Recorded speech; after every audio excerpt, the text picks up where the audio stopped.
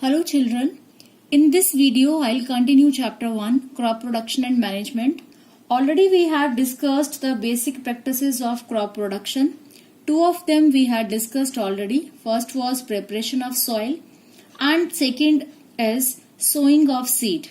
Now I'll continue with the third part of agricultural practices, that is adding manure and fertilizer.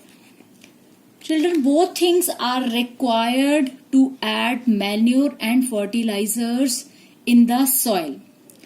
The substances which are added to the soil in the form of nutrients for the healthy growth of plants are called manure and fertilizers.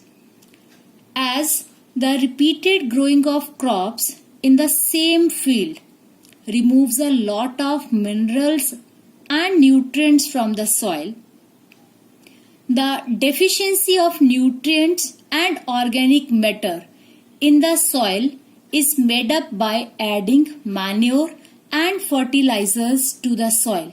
Now the question arises that is it necessary to add both the things in the field?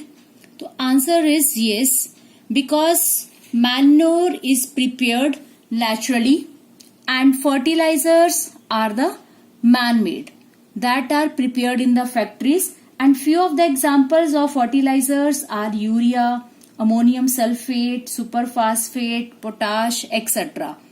Now we can see the difference between manure and fertilizers. So here I have taken few points. Manure is a natural substance obtained by the decomposition of animal waste like cow dung, human waste and plant residue. It is prepared in field and it provides a lot of humus to the soil which is required for the growth of the plant. And on the other hand, fertilizer is an inorganic salt prepared in factories and do not provide any humus to the soil. But these two are very necessary for the production of a crop. So in next slide we'll see the next basic practice is irrigation. Irrigation exactly means the process of supplying water to crop at regular intervals of time is called irrigation. It's very necessary to provide water to the crops. Now irrigation requirements of crop depend upon the nature of crop, nature of soil and season.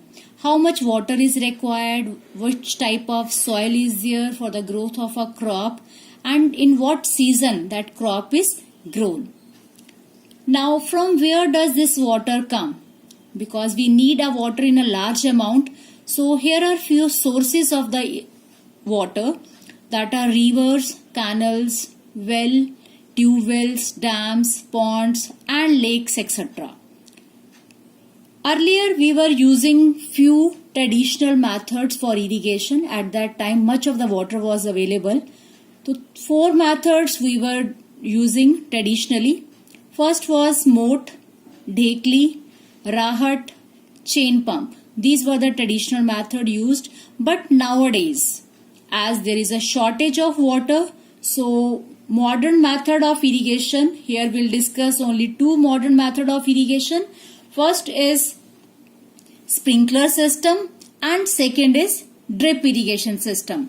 Now one by one we'll discuss what is this sprinkler system and drip irrigation system.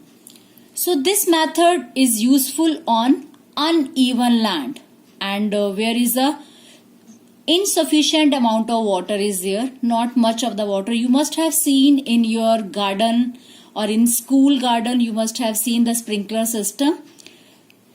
The main pipe is there and nozzle is on the top. That nozzle rotates and water is sprinkled in the form of a shower. And it is useful for the sandy soil. So this is a sprinkler system. It saves the water also. Next method you have already learned, that is a drip system, drip irrigation system in last class also. In this system the water falls drop by drop directly at the position of roots.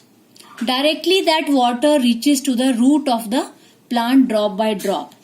In this method, the water is not wasted. It is boon in the regions where availability of water is poor. So this method is very helpful as where there is a availability of water is very poor. So this was the method of drip irrigation system. So today we have discussed the two methods. First was your addition of manure and fertilizer, and second is irrigation. So in next slide we'll discuss the few methods of crop production which are left. Thank you.